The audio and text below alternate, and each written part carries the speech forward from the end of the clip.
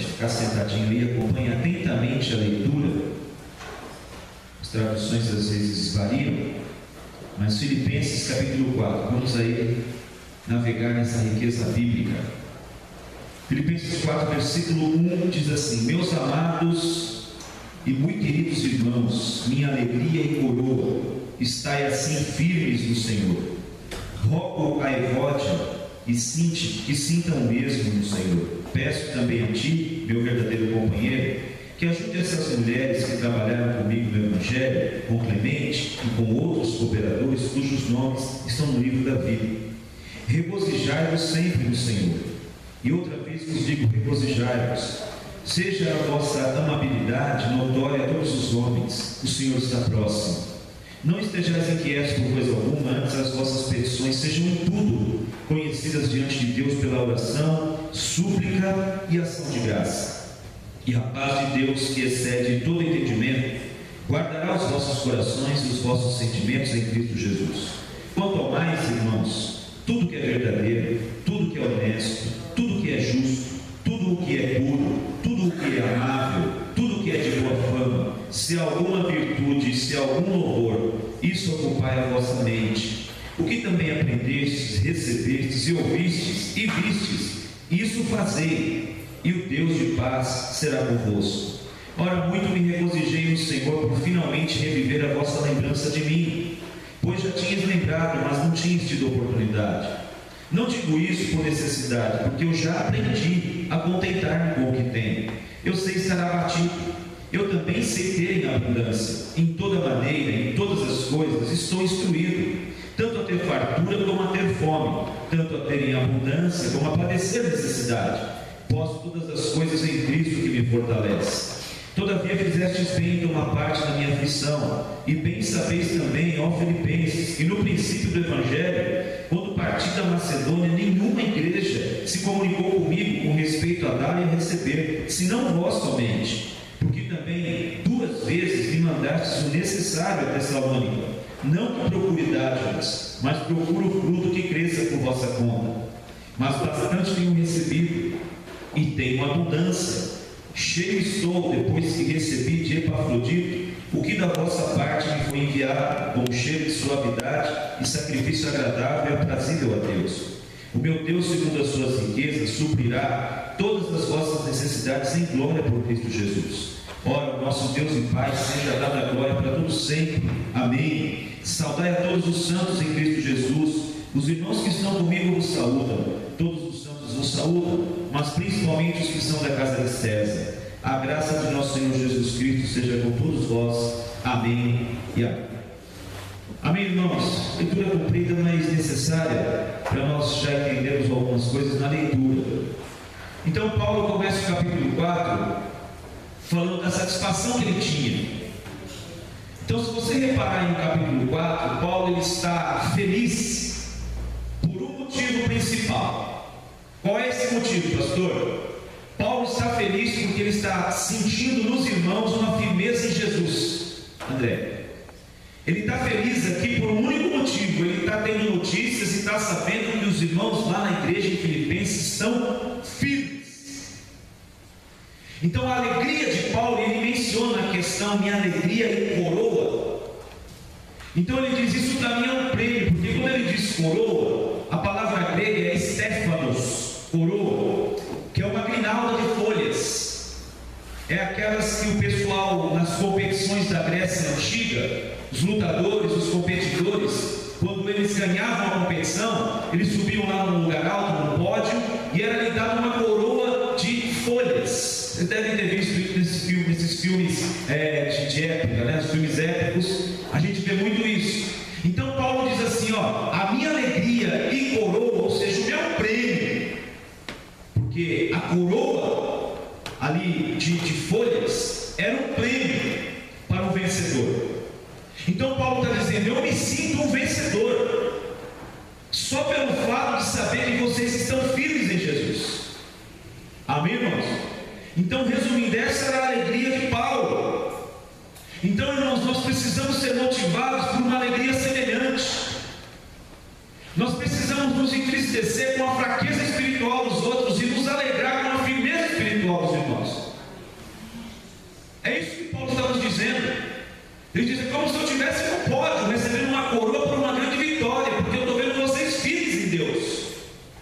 E às vezes, irmãos, o nosso coração fica feliz quando você vê o irmão com um carro novo entrando no estacionamento. Só que Deus não está nem aí para isso, irmão. Deus não liga para isso. Não é isso. Essas coisas não entram no reino dos céus. O reino de Deus não vem com coisas exteriores. Então a gente fica feliz quando o irmão fala: puxa, consegui um emprego novo. Tudo bem, a gente fica feliz. A gente fica feliz quando alguém passa no vestibular e coloca lá no Facebook: eu passei, vou fazer medicina na USP. A gente fica feliz. Mas nós precisamos ser contagiados com uma alegria de ver gente viva em Jesus. Eu tenho essa alegria, irmãos, que às vezes encontro pessoas que há muito não via, e quando a gente encontra, fica aquela sensação assim: cumprimento com a paz do Senhor, eu digo oi. Porque se eu disser a paz do Senhor e a pessoa não é mais paz do Senhor, isso aí não faz mais parte da minha vida, né? E quando a pessoa já dá aquele sorriso e diz a paz do Senhor, eu falo: ah, sim, paz do Senhor, como é que você está? Está firme em Jesus? Graças a Deus, pastor, continuo firme. Então isso alegra o coração da gente. Então, irmãos, porque a nossa vida, ela se alinha cada vez mais com Jesus, com o cristianismo. Paulo diz que está super feliz e como se estivesse colocando uma coroa, ou alguém o estivesse coroando como vitorioso. Era a alegria que ele sentia, como se ele tivesse ganho uma competição com muitos competidores, e na verdade vivemos uma grande competição na vida. E para permanecer de pé na presença de Deus é uma grande competição, é uma luta diária, é um leão por dia. São tentações, são provações, são dificuldades, são decepções. Só que nós precisamos continuar de pé, porque estarmos de pé vai causar alegria nos irmãos. Eu estando de pé vou causar alegria no seu coração. Você estando de pé, eu vou ficar feliz como seu pastor, como seu líder. Então essa alegria precisa estar em nós, alegrarmos com aqueles que estão em pé. Amém? E intercedermos, e até com lágrimas, por aqueles que não estão em pé. Isso é o que Paulo sentia. Versículo 2, o Paulo vai dizer assim: rogo a Evódia e a Sintique que sintam mesmo no Senhor, e peço também a ti, meu companheiro. Eu vi numa outra tradução, tem até o nome de um homem, é Sísimo, meu fiel companheiro, que faça um meio de campo, que você faça uma mediação entre as duas. Porque essas mulheres, elas trabalharam muito comigo, com Clemente e com outros irmãos. E tem mais, os nomes delas estão no livro da vida. Só que elas estão no momento de desentendimento. Mas os nomes delas ainda estão no livro da vida. Então ele diz assim para esse amado companheiro, que tem traduções bíblicas que mencionam o nome dele, Sísimo, parece que é esse o nome.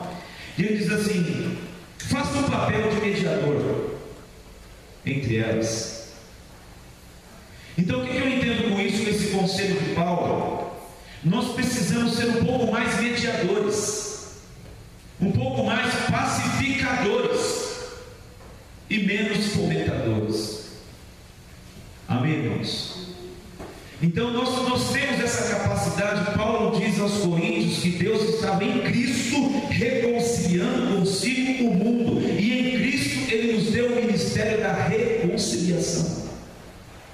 Então que nós possamos ser mais reconciliadores, mais pacificadores, mais mediadores entre aqueles que não estão se entendendo, seja na casa de Deus, seja dentro da nossa própria casa. Seja o mediador entre os nossos filhos, que às vezes um está de bico com o outro. Ser mediadores entre casais que não estão se entendendo. Sermos mais mediadores, mais pacificadores e menos fomentadores. Amém, irmãos? Às vezes alguém vem falar de uma queixa contra o outro, ao invés de nós sermos mediadores, a gente dizer: se eu fosse você, eu fazia assim mesmo. Se eu fosse você, eu agia assim mesmo. Não, você achou certo. Você achou certo, tinha que fazer isso mesmo. Vou dizer de novo um segredo pastoral para vocês, um segredo bíblico para vocês. Duas mulheres aqui, excelentes, Paulo dá testemunho delas, que elas trabalham muito, e elas não estão se entendendo, mas não eram pessoas más. Então talvez se você fosse conversar com a Evódia e ouvir o que ela tinha para dizer, você ia dizer: você tem razão de estar com bronca da Cintia. Tem razão. Mas aconteceu isso depois, foi isso que aconteceu. Então você tem razão, se está dito assim, é verdade, eu achei assim também. Mas se você fosse falar com a Cinti, e aí, Cinti, o que aconteceu entre vocês duas? Aí ela vai dizer a versão dela, e você vai dizer, poxa, mas não é que você tem razão também? Então tem um texto em Provérbios que diz: aquele que vem apresentar uma causa sempre aparenta ter razão, até que venha o seu próximo e conte a outra versão, aí você passa a reconsiderar.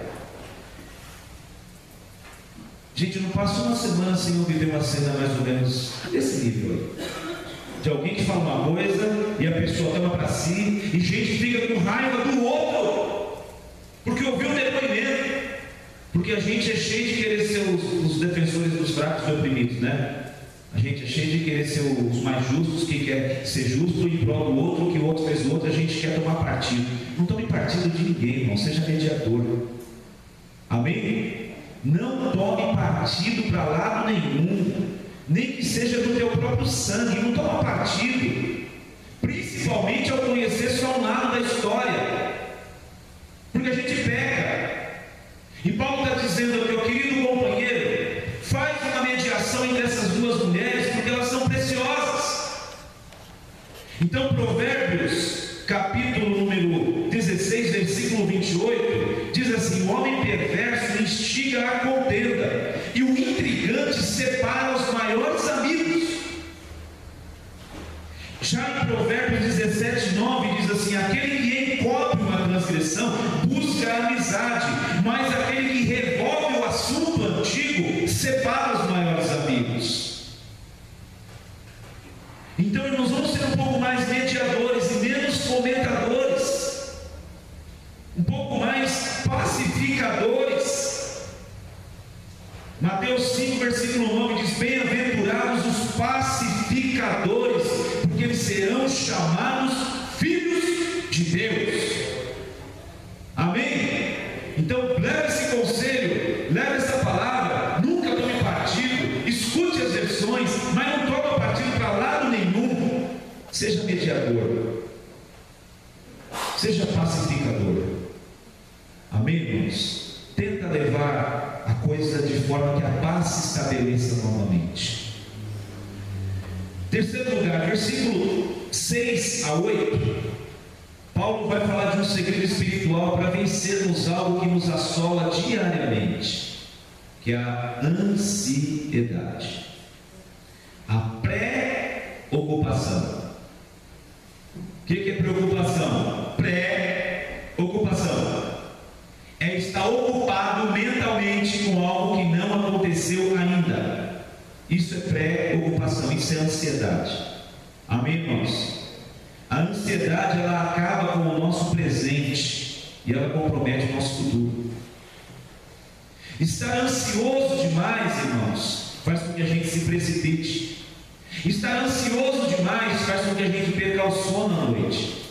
Estar ansioso demais faz com que a gente perca o apetite.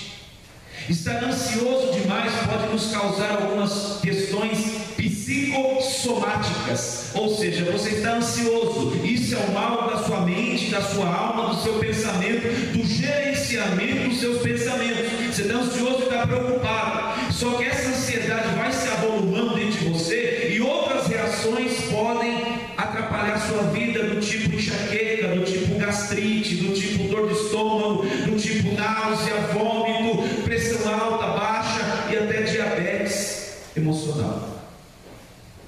Então a ansiedade é um perigo e ela vai estar na nossa porta todo dia, sim ou não? A ansiedade é a nossa inimiga, a gente dorme com o inimigo todo dia, a gente tem isso, menos as mulheres não são ansiosas. Eu tenho 3 na minha casa. A caçula, você disse que vai acontecer alguma coisa amanhã, então ela foi viajar. A Soraya falou para ela ontem: gente, ninguém segura essa menina, ela não dorme, ela fica elétrica, ela não quer comer, depois quer comer tudo, depois não quer comer nada, vai deitar, ela vai deitar e volta no quarto para dar tchau, vai para o quarto de novo, depois volta para dar tchau de novo, depois quer fazer uma oração e deita e volta de novo, aí só fazer um xixizinho e volta. Ela não consegue parar de ansiedade. A Soraya disse: por que eu fui contar para ela? Tem que contar meia hora antes, não adianta eu contar um dia, 2, porque ela fica assim, maluca. Então a ansiedade é nossa amiga, nossa amiga, ela está junto conosco, é nossa inimiga, mas está junto conosco. Infelizmente, às vezes, irmãos, nós temos motivo para estar ansioso. Às vezes são coisas que merecem a nossa preocupação. Mas só que, pensa comigo, vamos refletir só um segundinho nisso. O justo viverá pela fé. Lívia, pensa comigo, a gente está ansioso com algo que vai acontecer amanhã e está perdendo o sono. Isso não conflita com a nossa fé? Mas não é conflitante com a fé, gente? É conflitante com a nossa fé. Por mais que a gente tenha motivo para estar ansioso, por mais que a gente tenha motivos para estar preocupado, mas se torna conflitante com a nossa fé. Então tem algumas passagens bíblicas que a gente lê e acha bonito, mas a gente tem que extrair vida disso. Por exemplo, os discípulos entram com Jesus no barco e eles vão para o outro lado. Jesus, cansado, aquela viagem era proposital para ele ter um momento de sossego. Ele pega uma almofada, o barco devia ser comprido, ele vai lá para o cantinho lá e deita e dorme. Ele está lá sonhando, talvez roncando. De repente o mar começa a se revoltar, o vento começa a sacudir, o barco começa a sacudir. Dali a pouco a coisa começa a ficar intensa. Dali a pouco os discípulos começam a gritar. Dali a pouco o pânico tomou conta de todo mundo que estava no barco, menos de uma pessoa, que é aquele que estava dormindo. Agora, irmão, como é que pode uma pessoa dormir dentro de um barco pequeno, hein? Tem gente que vai fazer cruzeiro no transatlântico e não dorme porque diz que balança muito. Gente, um bicho de 300 metros de comprimento, com mais de 50 de largura, um negócio colossal, 13, 14 andares, parece que você está pisando no asfalto, a pessoa não consegue dormir, fica enjoado, aquilo balança, tá? Imagina um barco de pesca, no meio do mar, sendo sacudido a André e balançando, e o cidadão está dormindo. E o pânico tomou o coração do pessoal, dos discípulos todos, mas tomou de uma tal forma que eles ficaram até indignados com o próprio Jesus. E chegaram nele: Senhor, o Senhor não está nem aí, né, com a gente. O Senhor não se importa que nós vamos tudo morrer aqui na água. Foi isso que eles disseram: não se te dá que perecemos. Traduzido para uma linguagem coloquial da tradução do pastor Jair Sanches, o Senhor não está nem aí com a gente, né? Nós vamos morrer mesmo, né? A gente fala do Senhor e o Senhor não faz nada. A tempestade está fazendo com que a gente se afogue e o Senhor está aí quieto, dormindo. O Senhor não está nem aí. E aí eles ficam naquela reclamação. Dali a pouco eles vão sacudir. E quando eles sacodem, Jesus acorda. Imagina aquela ventania sacudindo o barco, os respingos assim, escorrendo pelas barbas, até do próprio Senhor assim. Ele olha para tudo aquilo e de repente diz: vento, cala-te, mar, aquiete. E chegaram do outro lado. Irmãos, essas coisas têm que mexer com a nossa fé, para nós vencermos a ansiedade. Então Paulo diz: não fique ansioso com coisa alguma. Sabe o que você faz? Coloca tudo diante de Deus. Ele já sabe, Ele é onisciente. Antes de você abrir a boca, o Davi diz no Salmo 139: a hora que você for abrir a boca, a palavra que sair, Deus já disse, já sabia.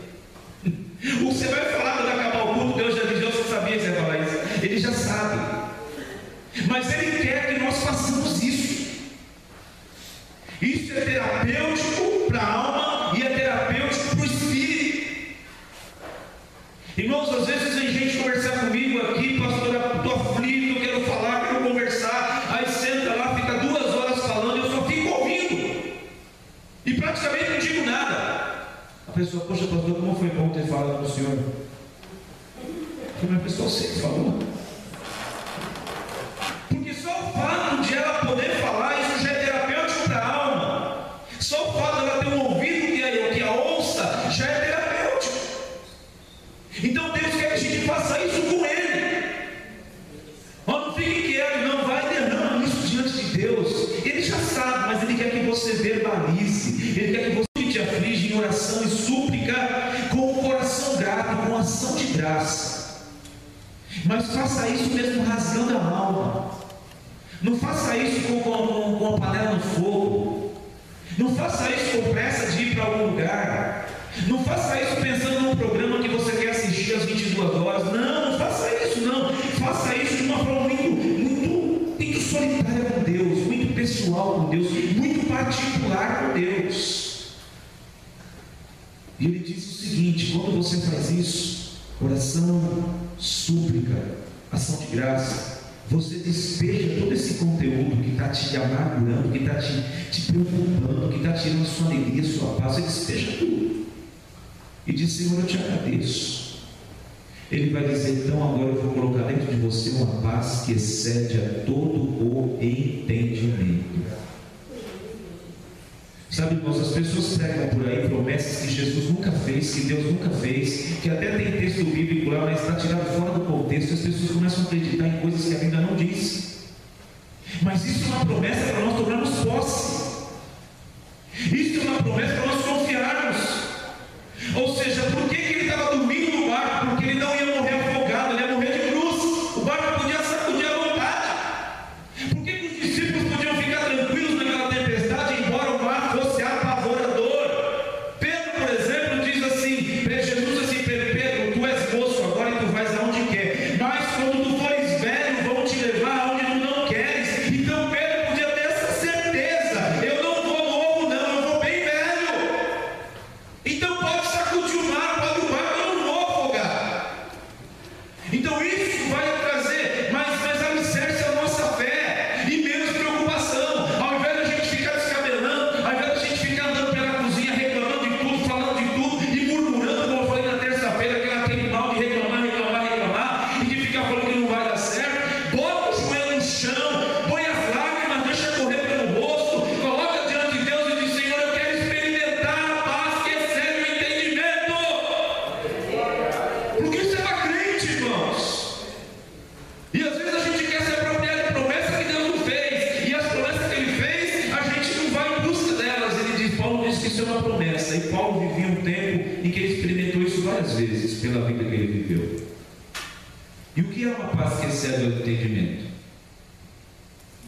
Interage comigo aí, vai, vamos ver, um de cada vez para mudar todo mundo. O que você acha que é uma paz que excede o entendimento? Diz o que passa na sua cabeça quando você lê isso. Você entende o problema, mas fica em paz. Você sabe que o problema é real, mas... Olha que bacana, vamos tirar uma análise aqui interativa. André está dizendo assim: você sabe e você não fecha os olhos para o problema, mas você consegue ficar em paz. Confiança. O que mais? Descansar mesmo na tribulação. O que mais essa paz que excede o entendimento? Você olha e não tem nenhuma razão para você ficar em paz, você sabe. Perfeito. Agora posso passar para frente. Você olha e não existe nenhuma razão para você estar em paz, mas você está em paz. Por isso que não dá para entender. Amém, gente? Porque os motivos são para você não estar em paz.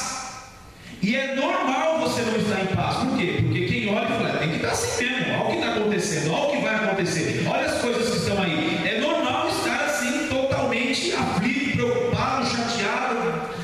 Mas aí a pessoa está em paz. Aí o que acontece com quem está em volta? Não entendi. Não entendi. Eu fui visitar a Andréia lá para fazer uma oração, né? O pastor foi lá conversar com ela, achando que encontrar uma pessoa deprimida, chateada, ela está em paz, está melhor que eu. Eu vou visitar o bispo lá que daqui a 2, 3 horas vai tirar o olho, não é o dente, é o olho. Você chega lá e ele está cantando no quarto. As enfermeiras entram e: filha, me dê sua mão para eu dar um beijo. E beija a mão das enfermeiras. Você acha que ele fechou o entendimento do problema? Não, ele sabe que ele vai tirar o olho fora. E ele sabe que vai ter dor, ele sabe que vai ter recuperação, ele sabe que vai ficar mais limitado ainda na vida do que ele já é. Mas aí eu não consigo entender como é que ele tem paz. É porque a Bíblia diz que essa paz excede o entendimento. Então, irmãos, a gente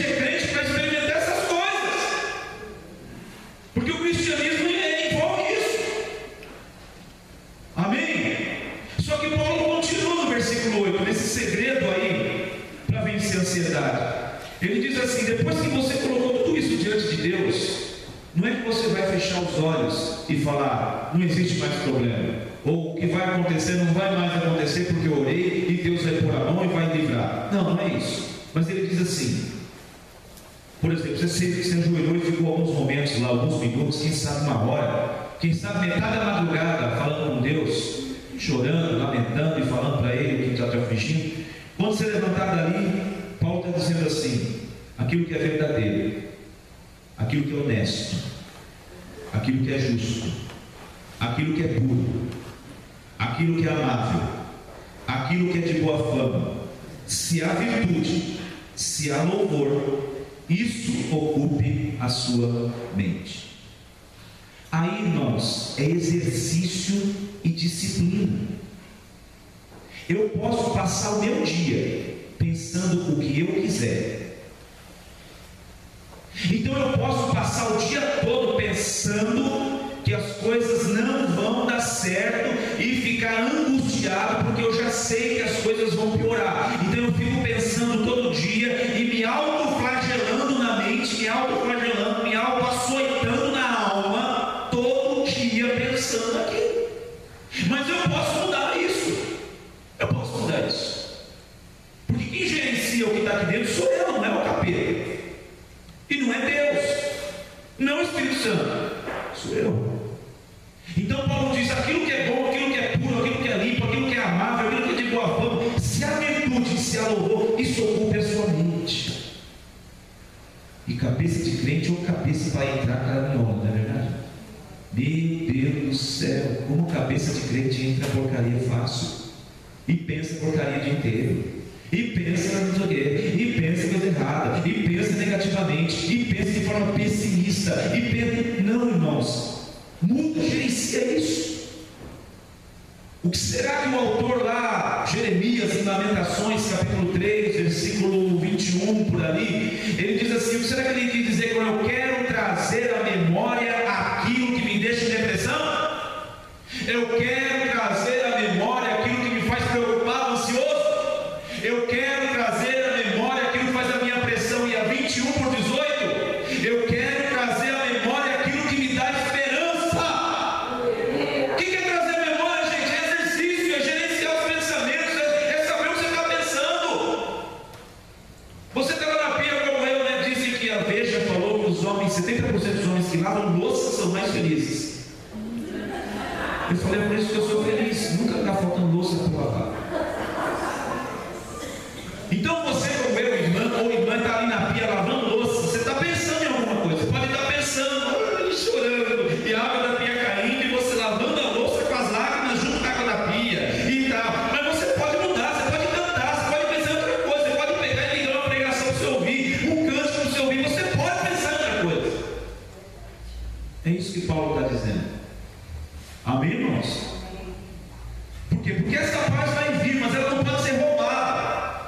E se o que tiver aqui dentro não for compatível com o que é bom, com o que é puro, com o que é amável, mas é com aquilo que estava nos deixando preocupados, a gente sair daquele momento com Deus em paz e 10 minutos depois estamos sem paz. Amém, irmãos? Ai, pastor, não é fácil. Eu sei. Eu pensei que não é fácil. Mas a nossa fé, irmãos, a fé cristã, ela nos estimula a isso. Exercita isso. Deus quer te encharcar dessa paz que excede entendimento. Amém? Deus quer te usar em paz. Deus quer colocar uma paz dentro de você que nada venha roubar. O mundo pode desabar, o barco pode balançar. Você vai dizer: não, meu Senhor falou que eu vou do outro lado. Então o barco balança para cá, balança para lá, mas ele não vai afundar e eu não vou afundar, porque Deus disse que eu vou chegar. Amém? Quarto lugar, versículo 9. Versículo 9 tem a ver, eu falei na parte 6, 7, 5, em alguma dessas partes filipenses que já foram várias. Versículo 9: o que aprendestes, recebestes, ouvistes e vistes em mim, isso fazei, e o Deus de paz será convosco. Então, como foi aqui no capítulo número 3, deixa eu ver se é o 3. Sim, capítulo 3, versículo 16 e 17: naquilo que já chegamos, andemos segundo a mesma regra e sintamos o mesmo. Sede também meus imitadores, tende cuidado, segundo o exemplo que tendes em nós, pelos que assim andam. Então a máxima que eu extraí daí, e também para esse versículo 9, que lemos aqui do capítulo 4, Filipenses, é: antes de desejar mais de Deus, precisamos começar a fazer aquilo que já sabemos ser a vontade de Deus. Pois na medida em que fazemos aquilo que já sabemos ser a vontade de Deus, Ele vai revelando o que mais tem para nós. Deu para entender? Talvez você, como eu, fique assim: Senhor, eu quero mais de Ti, eu quero mais de Deus, eu quero conhecer mais de Ti, eu quero viver mais de Ti, eu quero mais de Ti e tal. A gente vai pedindo mais de Deus. Mas Deus está dizendo assim: antes de você querer mais de mim, faz aquilo que você já sabe que é a minha vontade. Ou então a gente: Senhor, vai a tua vontade, vai a tua vontade. Já tem uma porção de coisas que nós já sabemos que é a vontade de Deus e a gente não faz. Então, à medida que a gente vai fazendo aquilo que nós já sabemos que é a vontade de Deus, mais Ele vai se revelar a nós e mostrando o que mais tem para nós. Deu para entender? É o que Paulo diz: o que vistes, o que ouvistes, o que aprendestes em mim, isso fazei. Pastor Jeremias, eu já ouvi ele pregar várias vezes, a presbiteriana de Belo Horizonte. Toda a pregação ele manda o pessoal dizer assim: ó, gente, eu não quero pregar para as paredes. Então, se Deus falar com você, você tem que fazer. Aí ele manda o pessoal repetir, né? Ele diz assim: se Deus falar comigo, aí o pessoal responde: se Deus falar comigo, eu vou fazer. Aí o pessoal diz: eu vou fazer. Aí ele começa a pregar. Porque às vezes Deus está falando, a gente não faz. Escutamos achando legal, mas não faz. Senhor, qual é a tua vontade? Qual é a vontade? Se você olhar para o Novo Testamento, você vai encontrar uns 5 ou 6 versículos dizendo assim: porque esta é a vontade de Deus para convosco, a vossa santificação. Então eu já sei a vontade de Deus para alguma coisa. Ele quer que me santifique, né? Então por aí vai, aquilo que nós já sabemos, comecemos a viver, comecemos a fazer. Aí Ele vai trazendo o que mais Ele tem para nós. Quinto lugar, versículos de 10 a 13. Versículo de 10 a 13 está assim: muito me regozijei por finalmente reviver vossa lembrança de mim, pois já tinhas lembrado, mas não tinhas tido oportunidade. Não digo isto como por necessidade, porque eu já aprendi a contentar-me com o que tenho, sem estar abatido, sem ter minha abundância. De toda maneira, de todas as coisas, eu estou instruído, estou ensinado, tanto a ter fartura como a ter fome, como a ter abundância, como a padecer necessidade. Eu posso todas as coisas em Cristo que me fortalece. Bom, a verdade é simples aqui: aprenda com a vida. Eu acho que se eu fosse resumir esse trechinho aqui de 10 a 13, Paulo aprendeu com a vida. O texto de Provérbios, capítulo 15, versículo 31, está escrito assim: os ouvidos que atendem para a repreensão da vida farão a sua morada no meio dos sábios. Vou repetir, Provérbios 15, 31. Os ouvidos que atendem para a repreensão da vida farão a sua morada no meio dos sábios. Então, irmãos, a gente vai apanhar um bocado na vida, só que essas surras têm que nos ensinar. E Paulo diz: eu aprendi. Ele diz: eu sei. Ele diz: eu estou instruído. Lindo isso. Então veja, esse texto diz assim o seguinte: Paulo aprendeu a lidar com a roda gigante da vida, porque às vezes estamos em cima e às vezes estamos embaixo. Paulo não sofria variações na sua fé, mas mantinha-se equilibrado nos tempos bons e nos tempos ruins. Isto é, nos tempos bons ele não baixava a guarda, nos tempos de abundância ele não esquecia de Deus, nos tempos em que as coisas estavam dando certo e tudo na bonança e sobrando coisas, sobrando dinheiro, ele não esquecia de Deus, ele não esquecia da presença do Espírito Santo, ele não esquecia da palavra de Deus no tempo bom. E no tempo ruim, ele também não se desanimava pelo desânimo que batia a sua porta, como bate na minha todos os dias e na sua também. Então Paulo aprendeu a lidar muito bem com essa coisa da roda gigante, de um dia a gente está bem, num dia a gente não está, num dia a gente tem abundância, no outro dia está faltando. Irmãos, a gente vê cada situação, a gente fica assim: caramba, meu, que coisa.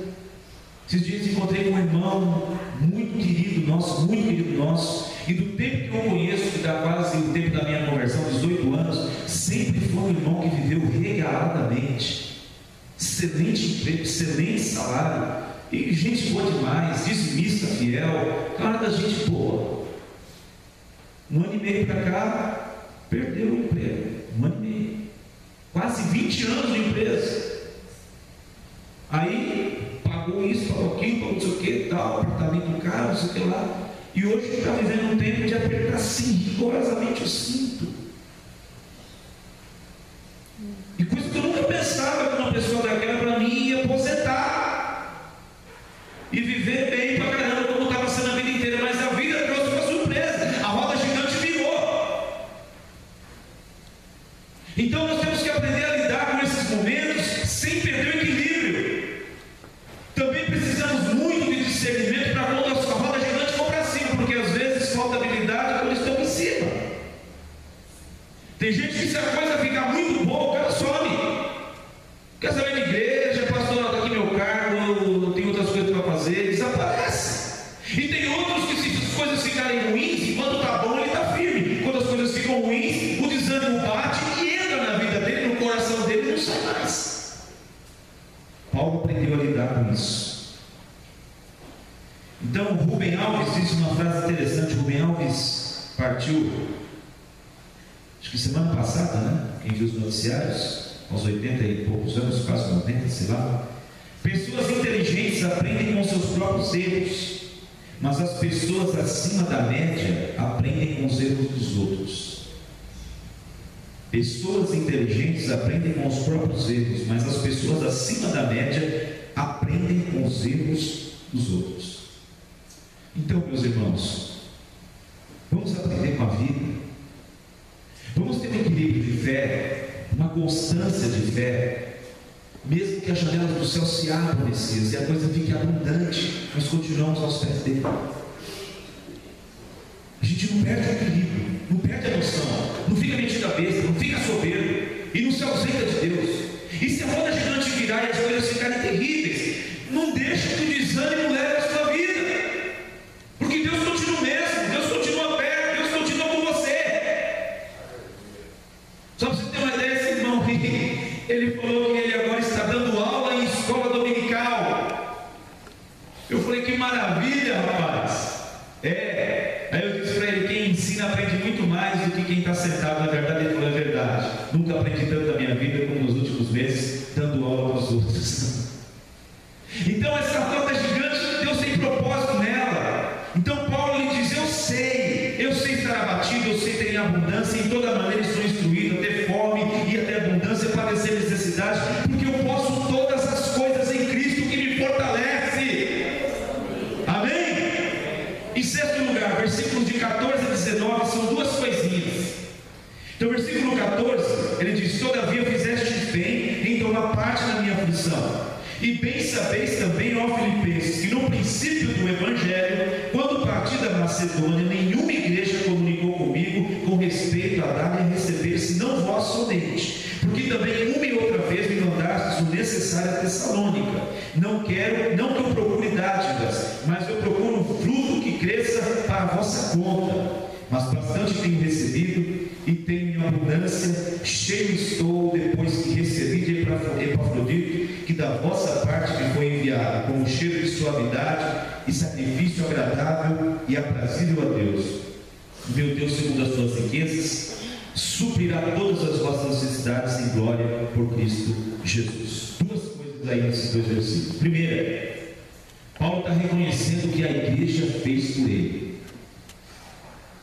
Irmãos, nunca esqueça disso. A gente, como pastor, o coração da gente dói, porque as pessoas se alimentam de uma igreja, porque as pessoas recebem a bênção dentro de uma igreja, as pessoas às vezes são ajudadas por irmãos da igreja ou pela própria igreja, a liderança da igreja, e por um ou outro motivo de insatisfação aqui ou ali, ou sei lá, algum descontentamento, elas saem falando mal da igreja. Paulo não fez isso. Se algum dia eu sair daqui, irmãos, eu nunca vou esquecer o quanto eu fui ajudado nesse lugar.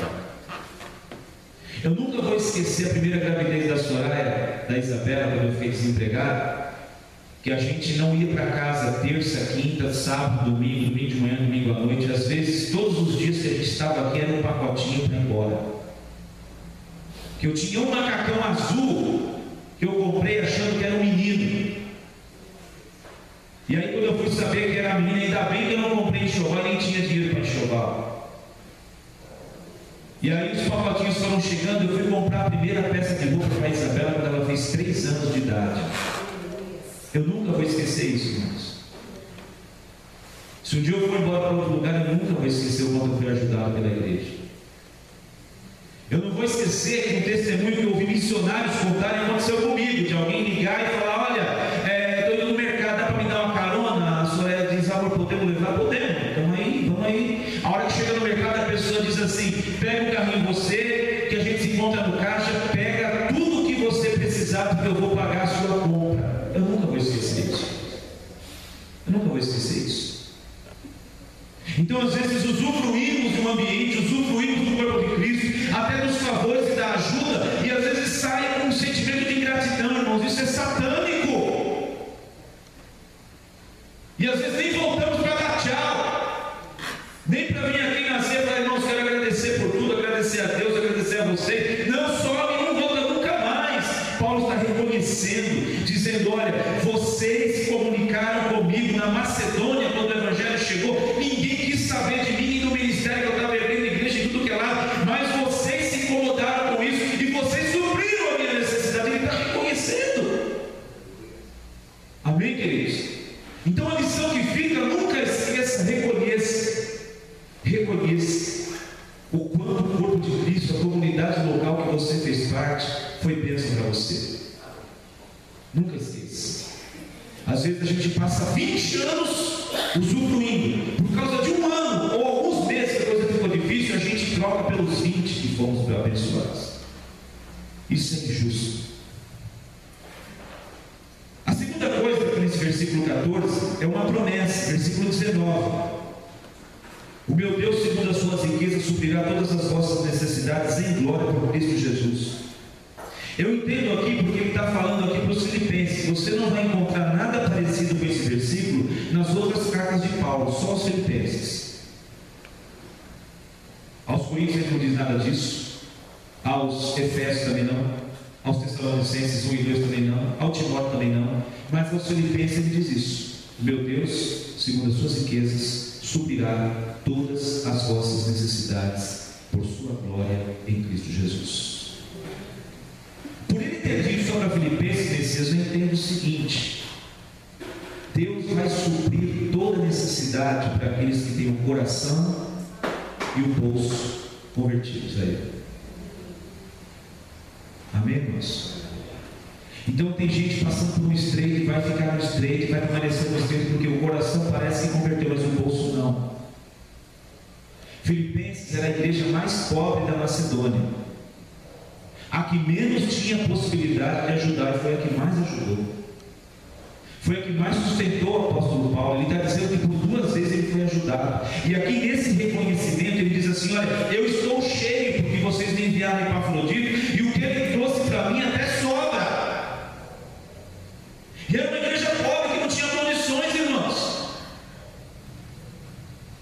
Eu vejo lá o relatório que a diretoria manda todo mês para nós, um relatório analítico do Ministério Geral, de tudo que entrou e tudo que saiu, com centavos. E lá estão as relações das igrejas e o fundo missionário, que é um percentual do que a igreja arrecada, dependendo do tamanho dela, um percentual diferente, que vai para o Ministério Geral. Aí eu vejo igrejas, irmãos, que elas estão situadas do lado da favela. Vila Bancária, por exemplo, ali.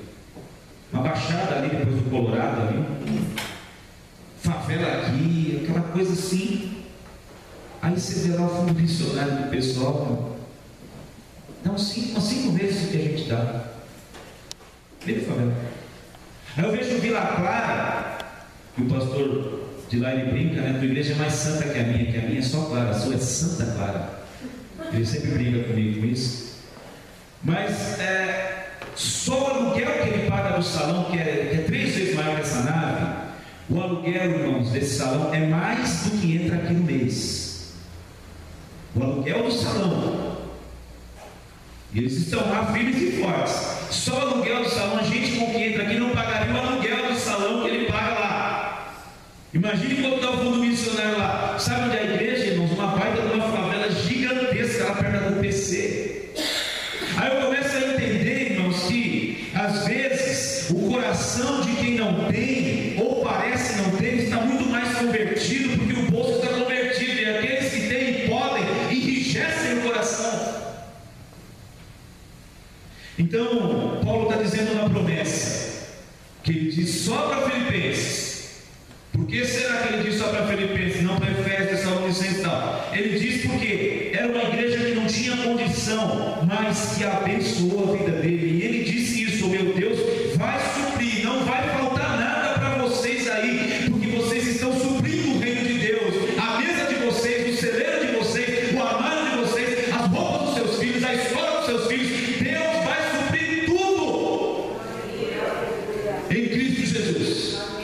Por quê? Porque eles financiaram vidas e mais vidas que o apóstolo Paulo foi passando junto com os cooperadores e abrindo e ministrando, gente sendo salva, batizada, com os recursos que vieram de Filipos, uma igreja que aparentemente não tinha condição. Então a promessa é para quem tem o coração e o bolso convertido ao Senhor. Amém, irmãos? Eu não entendo isso aqui para todo mundo, para todo crente, para qualquer pessoa. Eu entendo para quem tem o coração e o bolso convertido a Deus. Pode ter certeza que não vai faltar. E para finalizar, em sétimo lugar, versículos 20 a 23, Paulo se despede com saudações e uma bênção, né? Então ele diz que o Deus e Pai de Jesus Cristo, a quem seja dada toda a glória, para todos sempre, amém. Saudai os irmãos em Cristo, os que estão comigo vos saúdam. Também saúdam os que estão na casa de César, que eram os trabalhadores lá da casa do imperador, e os soldados militares também convertidos. E ele finaliza no 23 dizendo: a graça de nosso Senhor Jesus Cristo seja com todos vós. Em alguma tradução ele diz: a graça de nosso Senhor Jesus seja com o vosso espírito. Tem alguma tradução que esteja assim? Como é que está essa? Essa aqui não está assim, mas tem tradução, eu vi uma que diz: seja o vosso espírito. Paulo finaliza com uma bênção que no grego original não se limita a uma bênção espiritual que atinge a alma do crente, mas uma bênção restauradora para todo o ser da pessoa humana. Então Paulo se despede abençoando com uma bênção assim generalizada, contagiadora os filipenses. Que Deus abençoe a sua vida. Amém. Aplauda ao Senhor em nome de Jesus.